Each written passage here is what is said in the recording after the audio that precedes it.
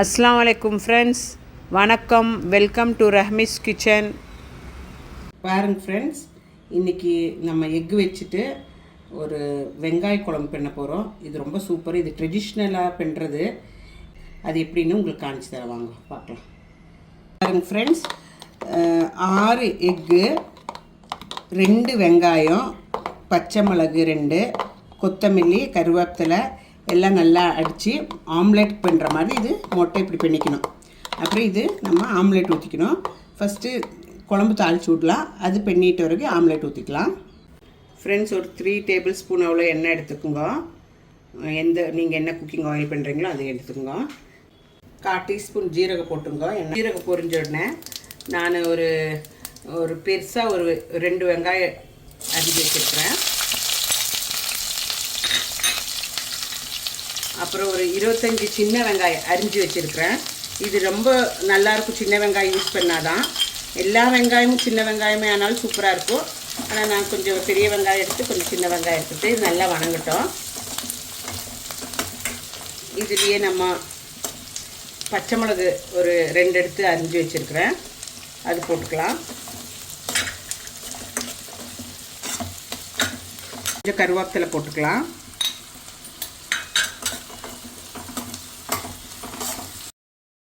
வெங்காயம் முறியக்கூடாது, வணங்க தான் செய்யணும். கொஞ்சம் சாஃப்ட் ஆகணும், அவ்வளோதான். அப்போ இந்த மாதிரி ஓரத்தில் நான் 2 தக்காளி அரிஞ்சு வச்சுருக்கிறேன். மொத்தம் 4 தக்காளி வேணும். 2 அரிஞ்சு வச்சுருக்கிறேன், 2 அரைச்சி வச்சுருக்கிறேன், பேஸ்ட் பண்ணி வச்சுருக்கிறேன். ஃபஸ்ட்டு இந்த அரிஞ்சது போட்டு நல்லா வணக்கிக்கலாம்.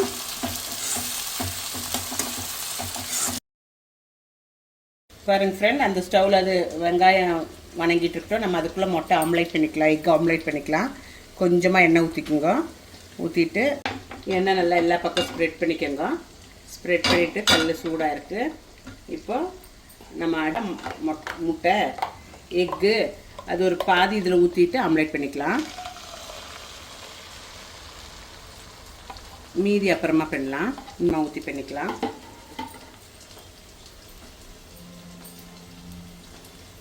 இப்படி வணங்கி வந்திருக்குது. கொஞ்சம் இதில் நம்ம இஞ்சி பூண்டு பேஸ்ட் போட்டுக்கலாம். ஒரு 1 டீஸ்பூன் அவ்வளோ இஞ்சி பூண்டு பேஸ்ட் போட்டுக்கலாம். இஞ்சி பூண்டு நல்லா வணங்கியாச்சு. இப்போ நம்ம ட்ரை மசாலா போட்டுக்கலாம்.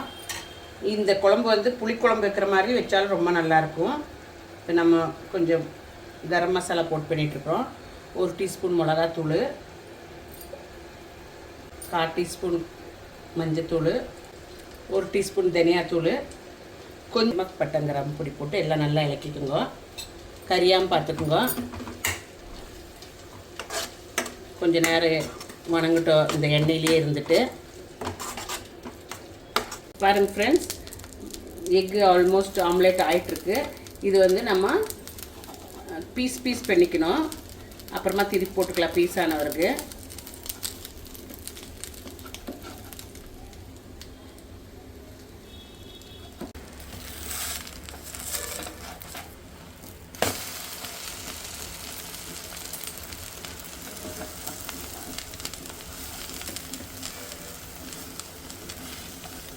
இதே மாதிரி பாக்கி இருக்கிற எக்கும் செய்து எடுத்துக்கணும்.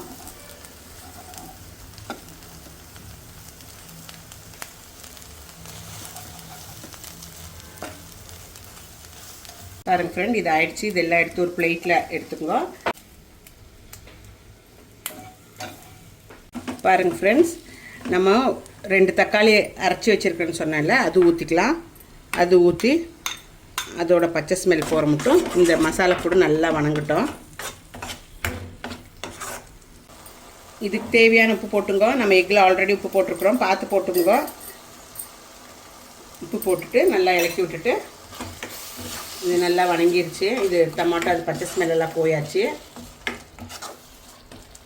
பாக்கி இருந்த எக்கும் எல்லாம் ஆம்லேட் போட்டுக்கிட்டேன் ஃப்ரெண்ட். எல்லாம் எடுத்துக்கலாம். நம்ம எல்லாம் எடுத்து ஒரு பிளேட்டில் வச்சுக்கலாம்.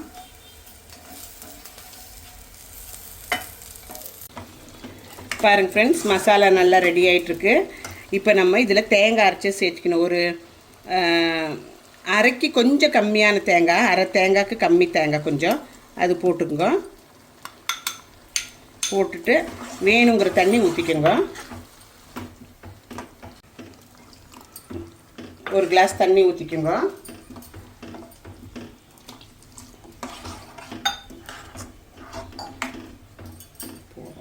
பாருங்க ஃப்ரெண்ட்ஸ், தேவையான அளவு தண்ணி ஊற்றி இது நல்லா கொதித்த பிறகு நம்ம வந்து எக் எடுத்து போட்டுக்கலாம். இதில் வறுத்த வச்ச எக்கு இது க்ளோஸ் பண்ணி கொதிக்கிட்டோம்.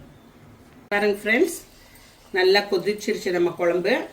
இதில் ஃபஸ்ட்டு கொஞ்சம் உப்பு பார்த்துக்குங்க. உப்பு இல்லாட்டி போட்டுங்க, இல்லாட்டி எக் போட்டு ஆம்லேட் போட்டு வேணுமா இருந்தாலும் உப்பு இல்லாட்டி போட்டுக்கலாம். ஏன்னா ஆம்லேட்லேயும் நம்ம எக் உப்பு போட்டிருக்கிறோம் இல்லைங்களா. பாருங்கள் ஃப்ரெண்ட்ஸ், திரி தாத்தி வச்சுட்டு நம்ம ஆம்லேட் பண்ணி கட் பண்ணி வச்சுருக்குறோம் இல்லைங்களா, அதை எடுத்து போட்டுக்கலாம். ஒரு பீஸாவோ எப்படி வேணுமா இருந்தால் அப்படி போட்டுக்குங்க.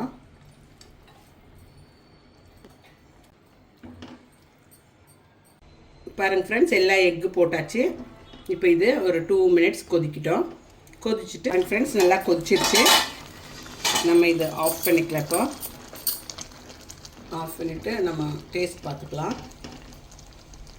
உப்பு கார புளி எல்லாம் கரெக்டாக இருக்கான்னு பார்த்துக்கலாம். ரொம்ப ரொம்ப ரொம்ப ரொம்ப அருமையாக இருக்குது. நீங்களும் வீட்டில் ட்ரை பண்ணுங்க. ரொம்ப டேஸ்டியாக இருக்குது. இதெல்லாம் பழைய காலத்தில் ஆளுங்கள்லாம் செய்து சாப்பிட்டுட்டு இருந்தது. கொஞ்சம் கொரியண்டர் போட்டு கார்னிஷ் பண்ணிக்கோங்க. இது நம்ம இப்போ சர்வ் பண்ணிக்கலாம்.